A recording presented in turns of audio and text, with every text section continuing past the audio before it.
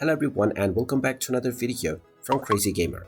In this video, I'm going to show you how to play multiplayer within OJOL The Game. So let's get started right away.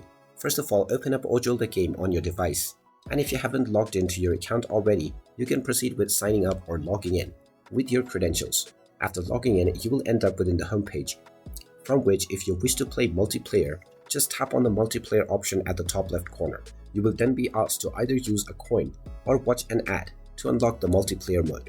You can choose either one of these options, and once you watch a 30-second ad, you will get your reward. Tap on the close button at the top right corner when you see reward granted. And now you will be asked to choose your server. Choose from the appropriate server that you wish to join. And now you can either create or join any room. You can type in the group name that you wish to join or the one that you wish to create and then click on the join/create button.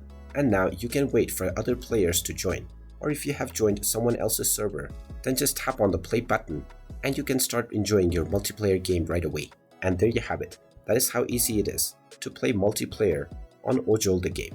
If you find this video helpful, make sure you hit that like button and subscribe to our channel if you haven't done so already. Also ring that notification bell to never miss another update from us. Thank you for watching and I will see you again in the next video.